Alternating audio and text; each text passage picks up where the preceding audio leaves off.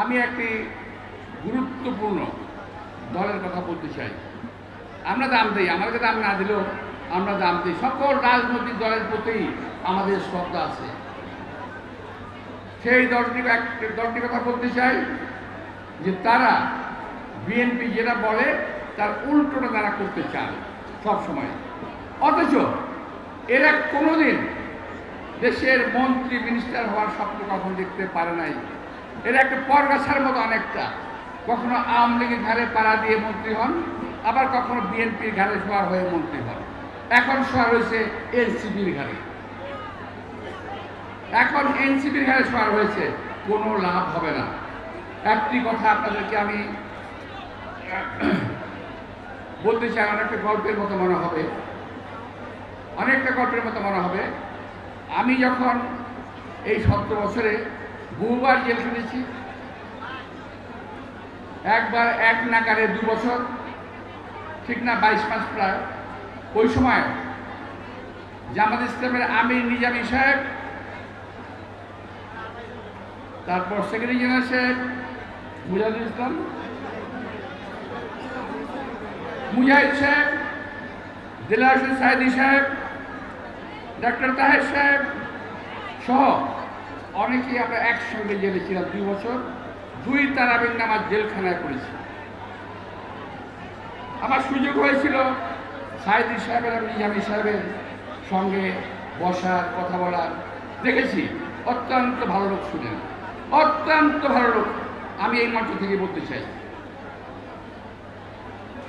আমি একদিন মুজাহিদ সাহেবকে জিজ্ঞেস করলাম যে ভাই 8 তারিখে নির্বাচনে কেন গেলেন? ওই যে 1/11-এর পরে 2008 সালের নির্বাচনে কেন গেলেন আপনারা বলেন তো?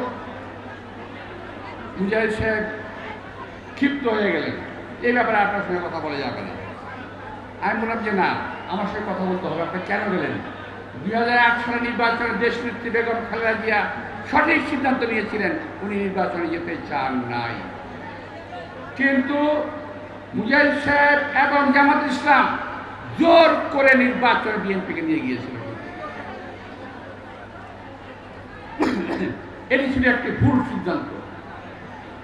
আমি এই কথা এই কারণে বলছি যে একটা ভুল সিদ্ধান্তের কারণে আপনার দলের কতগুলো নেতার ফাঁসি হয়ে গেল, সঙ্গে আমাদের দলীয় নেতা সালাউদ্দিন কাদের চৌধুরী ফাঁসি হয়ে গেল। আবার আপনারা যদি কোনো ভুল সিদ্ধান্ত নেন, আবার যে কত লোকের ক্ষতি হয়ে যাবে এটা আল্লাহই বলতে পারে। দয়া করে কোনো ভুল সিদ্ধান্ত নেবেন না। এই কারণেই আমার এই কথাগুলো বলা। আপনারা বলছেন একটা সিদ্ধান্ত নিয়ে যাচ্ছেন পিআর পদ্ধতি, বলেন পিআর পদ্ধতি। আমি যদি এখন এখান থেকে হাঁটি, এখানে তো মনে হয় কয়েক লক্ষ লোক হবে, আমি তো দেখছি না, শেষ পর্যন্ত দেখা যাচ্ছে না, অনেক দূর। তো আমি যদি যাই, তাকে প্রশ্ন করি পিআর পদ্ধতি কি, আপনারা কি জানেন, চেনেন, বুঝেন, শুনেছেন? আচ্ছা বলেন তো ভাই, পিআর পদ্ধতিটা কি? যারা জানেন হাত তুলেন। জানে না কেউ, হাত না করছে, কেউ পিআর জানে না। ভাইরে ভাই, আমরা তো এখন পর্যন্ত ভোট দেওয়া শিখলাম না। আমাদের 15 বছরে আমাদের নতুন প্রজন্ম, আমরা যারা পুরনো আছি, আমরা ভোট দেওয়া ভুলে গেছি। নতুন প্রজন্ম ভোট দিতে শিখে নাই, আর তাদেরকে আপনারা পিআর শেখান। আগে ভোট দেওয়া শেখান, ভোট দেওয়া আগে ভোট দেওয়া শেখান, পরে পিআরের কথা বলেন। নতুন নতুন কথা বলে জনগণকে দয়া করে বিভ্রান্ত করবেন না। এই পিআর পদ্ধতির পিছনে উদ্দেশ্য আছে। উদ্দেশ্য হলো কেউ বলবে করবো, কেউ বলবে করবো না, অর্থাৎ এক পর্যায়ে বলবে এই কারণে নির্বাচন হচ্ছে না, সুতরাং আরো কিছুদিন সময় বাড়ায় দিতে হবে। এই সমস্ত বান্দামি ফাইজলামি ছাড়েন, এগুলো ছাড়েন। এই দেশের লোক যেই পদ্ধতিতে ভোট দিয়ে অভ্যস্ত, সেই পদ্ধতিতেই ভোট হবে। এই দেশের লোককে ইভিএম পদ্ধতি খাওয়াতে চাইছিল হাসিনা, এই দেশের লোক গিলে নাই ইভিএম পদ্ধতি। সুতরাং আপনাদের পিআর পদ্ধতি কেউ গিলবে না, এটা আপনারা মনে রাখেন। উল্টাপাল্টা কথা বলেন না। আমি আবারও বলি, আবারও জাতি আপনারা ভুল করবেন না। আবারও এত লোককে ফাঁসির মুখে ঠেলে দেবেন না। যত লোক আত্মহত্যা দিয়েছে তাদের আত্মার প্রতি সম্মান রেখে সরাসরি ভালো একটা নির্বাচনের ব্যবস্থা করব।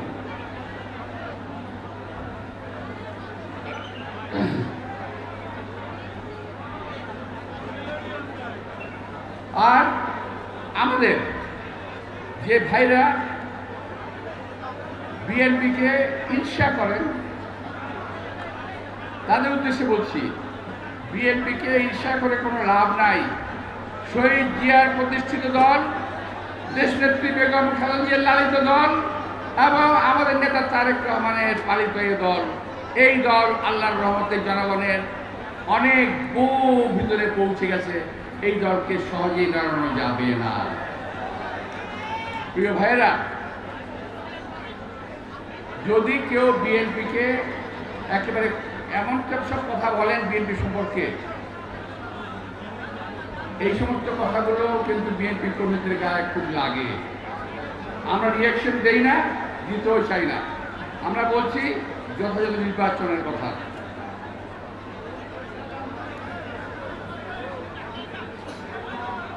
আজকে আপনাদের সবাইকে আমি দুঃখিত, একটু অসুস্থ বোধ করছি। আপনাদের সবাইকে আন্তরিক শুভেচ্ছা এবং ধন্যবাদ জানিয়ে, যদি কেউ আমার বক্তব্য আঘাত পেয়ে থাকেন, ক্ষমা প্রার্থনা করে দুঃখ প্রকাশ করতে খুব হবে। বাংলাদেশ জিন্দাবাদ।